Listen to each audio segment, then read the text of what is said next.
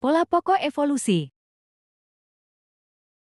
Perkenalkan, nama saya Salsa Rifa Nurazizah dengan NPM 0361220223 dari kelas 6 bit. Di sini akan membahas mengenai pola pokok evolusi.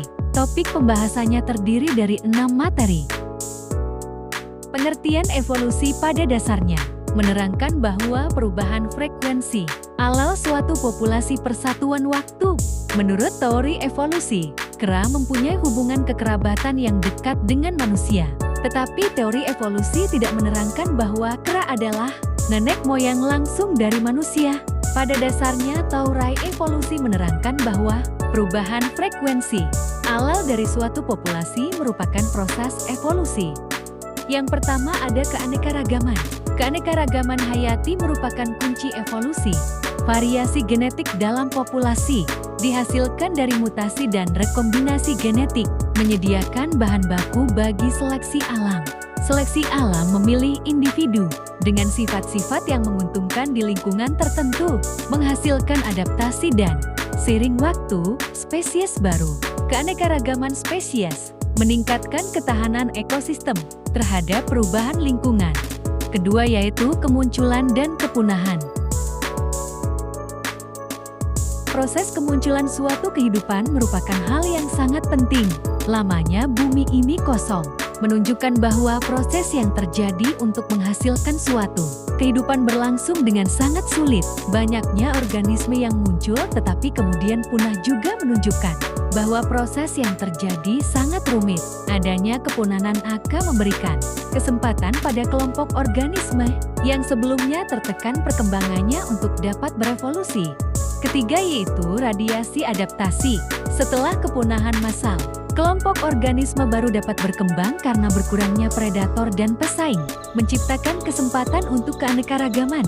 Keberhasilan radiasi adaptasi memerlukan keanekaragaman, seperti yang terlihat pada kuda yang berevolusi dari nenek moyang dengan banyak spesies. Sementara kancil yang memiliki sedikit spesies tidak mengalami hal yang sama.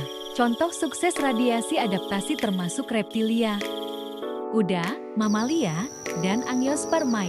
Hipertelisme, seperti pada rusa jantan Megaloceros giganteus dengan tanduk besar, adalah salah satu hasil dari radiasi adaptasi. Selanjutnya yaitu tendensi, kerdil dan raksasa. Tendensi evolusi menggambarkan pola umum perubahan dalam garis keturunan organisme sepanjang waktu, seperti peningkatan ukuran tubuh atau kompleksitas organ, yang merupakan hasil interaksi antara seleksi alam, variasi genetik, dan lingkungan.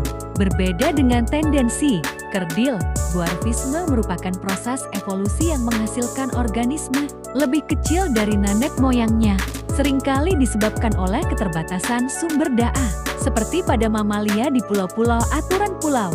Sebaliknya, raksasa gigantisme menghasilkan organisme jauh lebih besar, seringkali karena keunggulan selektif ukuran besar dalam kompetisi atau pertahanan diri, seperti yang terlihat pada beberapa spesies dinosaurus. Ketiga, fenomena ini menunjukkan kompleksitas evolusi, di mana perubahan ukuran dan sifat organisme dipengaruhi oleh berbagai faktor lingkungan dan genetik, dan tidak selalu mengikuti pola linier.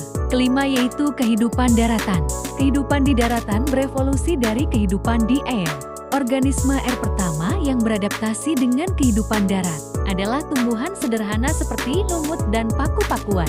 Mereka mengembangkan cara untuk mencegah kekeringan dan bereproduksi tanpa air. Setelah tumbuhan berhasil hidup di darat, hewan-hewan sederhana mulai beradaptasi juga, mengembangkan cara untuk bernapas di udara dan bergerak di daratan.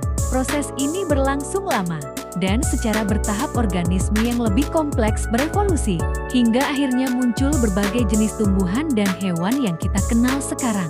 Adaptasi kunci termasuk perkembangan kulit kedap air, paru-paru untuk bernapas, dan anggota badan untuk bergerak. Yang terakhir yaitu jenis kelamin dan evolusi seks. Evolusi seks adalah topik menarik dalam biologi yang melibatkan penyatuan materi genetik dari organisme, mencakup 3 aspek: hidup, tumbuh, dan berkembang biak. Seksualitas awal berkontribusi pada munculnya eukariot melalui proses simbiosis antara prokariot yang memungkinkan organisme untuk bertahan hidup lebih baik. Proses ini menciptakan organisme yang dapat bergerak dan melakukan respirasi lebih efisien.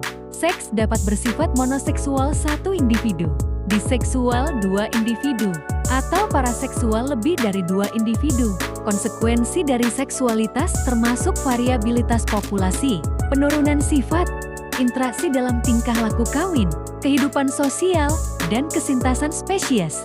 Sekian penjelasan dari saya. Terima kasih.